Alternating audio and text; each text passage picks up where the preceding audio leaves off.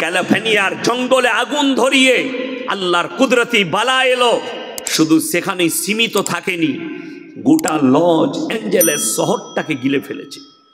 সেখানে এমন একটা বাড়িতে আগুন লেগেছে, গোটা ভারতবর্ষে একটাই বাড়ি আছে।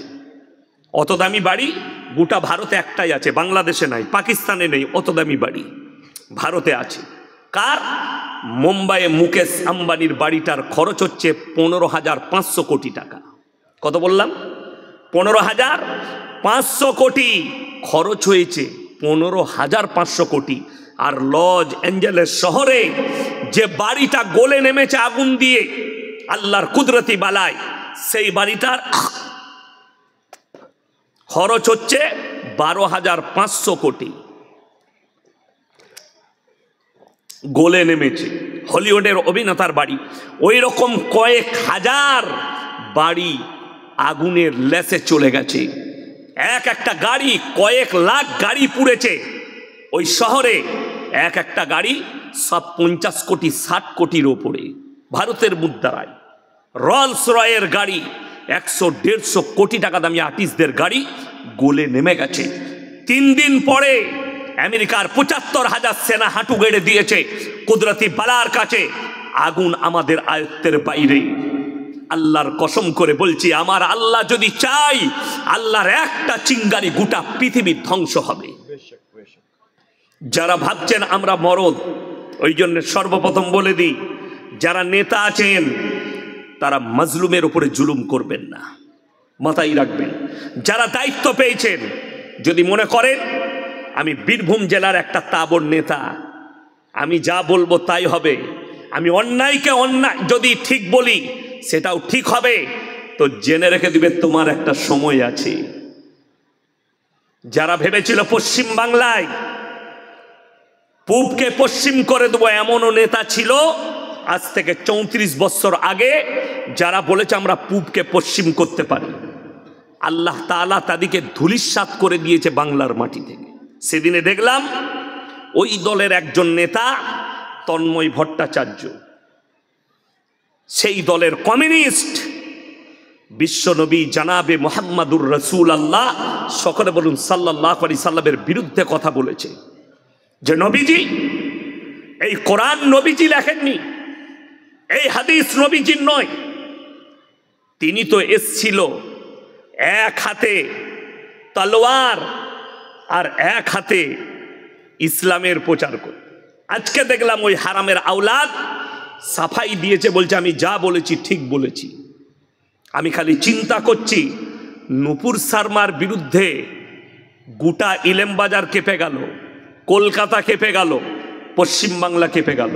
ওই মৌলবিগুলোকে আমি খুঁজছি যারা এখনো পর্যন্ত চুপচাপ বসে আছে। এই হারামের আওলাদের বিরুদ্ধে অ্যাকশন লিয়া দরকার মুসলমানদের। জানেই না।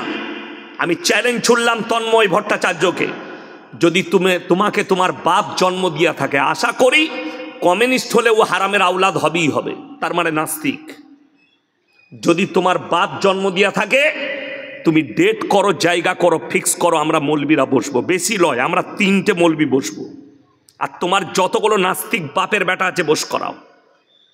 যদি ন্যাংটো করে গোবর আর মুত খাইয়ে না ছাড়ি, তাই ইনশাল্লাহ বক্তব্য করা ছেড়ে দেবো। গোবর আর মুত পান করিয়ে ছাড়বো। কেন? এই মালগুলো বেশিরভাগ গোবর খোর আর মুত খড়ি হয়। হ্যাঁ, তা না হলে তো এই ধরনের কথা বলবে না।